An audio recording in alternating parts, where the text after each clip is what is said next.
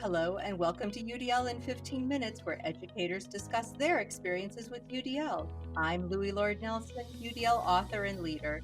Today I'm talking with Shannon Van Horn, who's a fifth grade intervention specialist at Westbrook Village Elementary School in Trotwood, Ohio.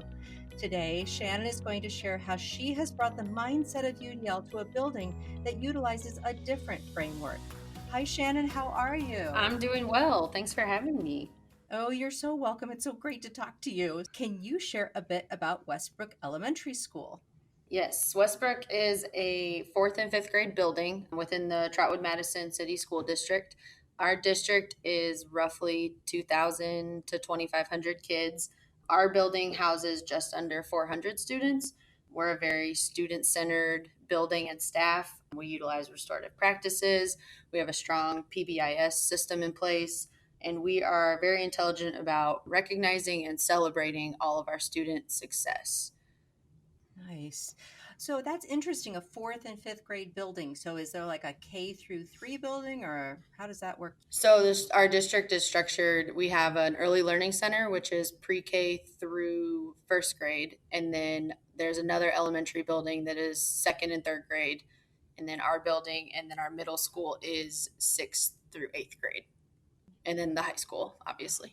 Wow, that really holds the students together in a really nice way, it seems. Yeah, it's really cool because they can focus on just being fourth and fifth graders. I feel like sometimes in a traditional elementary, they have to be quote unquote more mature because they have to be role models for the younger kids. Or, if you push fifth grade into a middle school setting, they're trying to live up to that. So it's really neat to watch them be just 10 and 11-year-olds. Yeah, that is nice. I taught eighth grade in a middle school that had sixth, seventh, and eighth, and it just it never failed. Like at the beginning of the year, you see those sixth graders and you're thinking, oh my gosh, they're so little. Absolutely. And then we have our eighth graders that are just towering, and then the emotional differences. So Yes. well, that's really cool to learn. So I want to ask a question because I'm aware of this because we are only one state away. So Westbrook is in an area that was hit hard by a tornado last year, and I'm sure that impacted the community and the school. And just can you share how that affected the learners at Westbrook? Yeah, so the Miami Valley was hit very hard by multiple tornadoes. The neighborhood where my school is located was one of the harder hit areas in the region. So if you drive through our neighborhood, you do see damaged apartment buildings, damaged homes. Some of the apartment buildings were evacuated and then later condemned. But the community is rebuilding, which is really neat to see. The Miami Valley has been extremely supportive in cleanup efforts, rebuilding efforts, sending resources. And we do have some displaced students. Some are still displaced, some have relocated to other areas, some are being transported from wherever they are back to Trotwood to attend school. But a large number of our students have already experienced some trauma in their life. So the tornado has just, if anything, brought that back to the forefront. So we are very intentional as a staff about supporting our kids all the time and being a little more intentional this year, knowing that they had this awful experience over the summer. Yeah, and like you mentioned earlier, the restorative practices, you already have that as a part of your building DNA. So I'm assuming that just really kicked in, and that's part of what you're referencing. Absolutely. Unfortunately, we implemented restorative justice a few years ago. So most of our staff has made that mindset shift. Nice. So I think just our approach with students and processing problems, I think having that piece in place has been instrumental. Yeah, yeah. Well, it adds to the conversation of why we bring these practices in because there are things that happen in our communities outside of school. And that's why we need to have those practices. And we know that, but this is just one more example of bringing that to the forefront. Absolutely. So, you are an intervention specialist. So, can you help us understand what that title means? Yes. So in Ohio, that is our term for special ed teachers. So I know that's a more common term across the country. So an intervention specialist is just a special ed teacher. Okay. And then, what about you? Tell us about your teaching background. So I currently service students in an inclusive setting. We utilize a co-teaching model at Westbrook. This is my seventh year teaching. So I taught 2 years in a different school district before coming to Trotwood. Have made Trotwood home for this is year number 5. Like I said, we're a fourth and fifth grade building. So our fifth grade teams are departmentalized. So our students travel to four different classrooms throughout the day for their core subjects.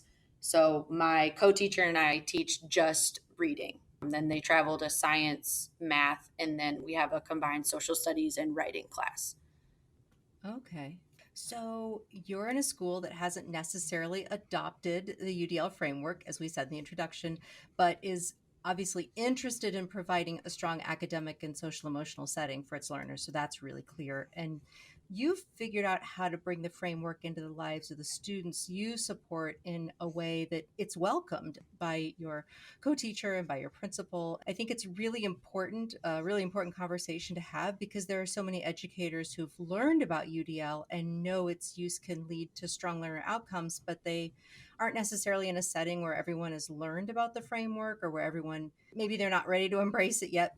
We talked earlier about the curriculum your school is using and how you've brought that UDL mindset into your use of it. So, first, can you describe that curriculum? We are currently using RAS Plus as a primary curricular piece. So, RAS Plus is an online reading platform. So, it has a lot of different features that we've been exploring this year. It has like a level up feature where students are reading books on their own reading level and taking quizzes.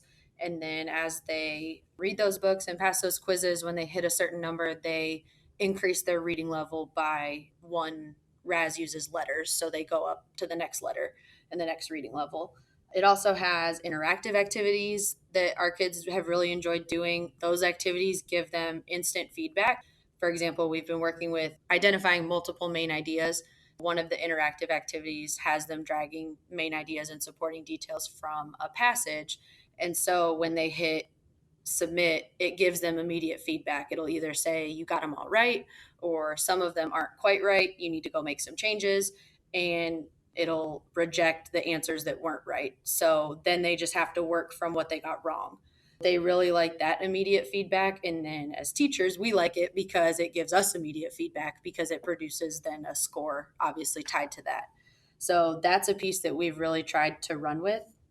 We've also implemented the Daily Five framework, so we are also navigating that. So we have a lot of new things this year, but I think it's really increased our student engagement and also just their reading, which when we reflected on our past years of teaching, in reading class, kids don't actually read a whole lot. We spent so much time pushing the comprehension skills that the reading for pleasure or the just practicing your reading kind of goes away or gets lost.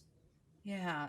So we know that any kind of curricular tool or curriculum just by itself doesn't bring UDL to life.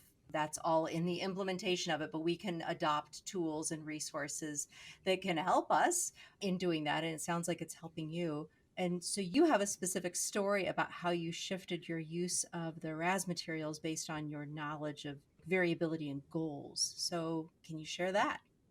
We had a training earlier this school year with one of the RAS Plus representatives, and we dug into our students' data like I have never dug into data before. We looked at their NWEA benchmark assessments that we took in August and also the things they had already done on RAS up to that point. And we really looked at where students had gaps in their learning, and so we were able to, from that, kind of create a path for us as teachers to start designing lessons and interventions and what each individual student and groups of students needed to focus on. So within that training, the trainer said something that really kind of stuck with me and really, I think, brings the UDL framework out of everything we're doing. He said that we need to stop looking at the grade level of the text that we're giving kids and look more at where the students are at in terms of their literacy level. So that in my UDL trained brain, if you will, kind of shifted to instead of providing students audio support for a grade level text and then also asking them to work with a grade level standard, if we give them a text that they're able to access more independently that's on their literacy level, then they're going to be more successful at accessing that grade level standard.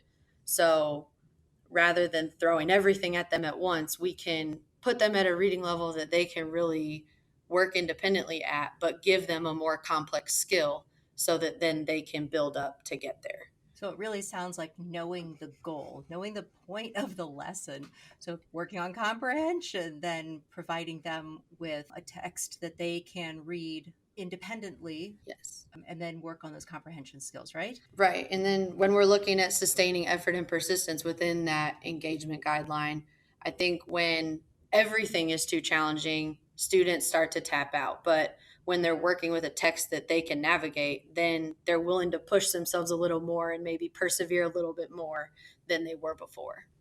Yeah. And so for our colleagues out there who struggle with this concept of maybe not doing grade level reading for this, and then maybe they haven't made that connection with the goal and the fact that we're talking about comprehension, can you talk a little bit about how you support those learners when you're actually working on decoding, and they need to be working toward grade level? How do you handle that? We have put a lot of interventions and supports in place. We do have students who are reading significantly below grade level, so we've had to dig into some of our earlier literacy resources. So we still do some phonemic awareness when it's appropriate for an individual student. We have them rereading texts and practicing that fluency to hopefully build that. We also do part of the Daily Five framework is reading to themselves and developing a reading stamina. So we do stamina checks every few weeks so that they can see that they really are progressing and they are able to read for longer periods of time. Yeah, so that's so important because you've already talked about how you had this aha moment with data and understanding how to look at it and what you were just referencing. So you're looking at the sustainability, so how long they're able to stick with that, and then obviously if they're improving in their phonemic skills and their decoding skills. So you're placing them in opportunities where they're going to have success and move toward that grade level reading, but still also working toward those grade level standards, right? Yes. Awesome, awesome, awesome. Okay, so the one last question, and it actually goes back to the data. So, what data do you collect and how do you use it to inform what you're doing in the classroom? You've talked kind of around it, but maybe we can just hit that one singularly. So we started broad and then narrowed down. So I mentioned earlier we started with our benchmark assessment that we took in the fall when students first came back to school. And then, so that kind of was our launching point. And then from there, we got overwhelmed, to be totally honest with you, and then decided that we needed to just pick a starting point. We knew informational text was a weaker area for a lot of our students, so we started there. We felt like main idea was a pretty basic place to start in terms of informational text. And then we've also paired that with a literature standard so that they're seeing both informational text and literature every day. And we access our literature standard right now through a whole class novel. And then we work in small groups on both of those standards. And then we honestly, my co teacher and I try to go day by day or every other day and just pull the work that the students are producing. And then that drives our small group instruction. So we've been working on our last standard that we hit was citing evidence, which obviously is something that's going to carry through all of fifth grade for our students and even beyond. So we identified that students were really struggling with pulling out relevant evidence, but we had some students who were doing it on their own just fine and just needed some cleanup on their writing. So we pulled small groups to reinforce how to pull relevant textual evidence that actually answers your question, while other students were working more independently. And then we started to put it all together with their writing. Nice. That's a perfect example. All right, I know we have gone over, but I'm just going to ask this one last question. We touched on it a little bit before, but how do you feel like UDL has influenced the way you teach, especially because you're doing this kind of on your own. You're bringing that information on your own in there and into a collaborative teaching setting. I think learning about the UDL framework early, as I when I was an undergrad, and then just continuing to build a professional network of solid, strong UDL leaders. I think it's just kind of trained my brain. My co-teacher and I are definitely not afraid to throw things out that aren't working, But before we do that, we try to examine it from every angle to see what barriers might be in place to prevent an idea or an activity or whatever it is we're looking at from working. So, one thing we talk about in the UDL world is that it's not the kids we need to fix, it's the curriculum or it's the environment. So, we really try to look at those pieces and say, like, why isn't this working? Why isn't this catching? And remove every barrier that we can. And then if it's still not working, then it's time to move on to a new idea. So I think just that mindset of removing barriers is what I've carried with me into a building that doesn't necessarily utilize the framework, because I think that's something all teachers can get on board with is we have to remove barriers. We have to allow our students to be successful. Okay, that's perfect. That was absolutely perfect. So I want to thank you so much for taking this time to be interviewed for UDL in 15 minutes. Thank you. Thank you. This was fun. Oh, you're welcome. You're welcome. For those listening to this podcast, you can find supplemental materials like an image montage with closed captioning, that montage with audio descriptions, a transcript, and an associated blog at my website, theudlapproach.com/media. And finally, if you have a story to share about UDL implementation for UDL in 15 minutes, contact me through theudlapproach.com. And thanks to everyone for your work in revolutionizing education through UDL and making it our goal to develop expert learners.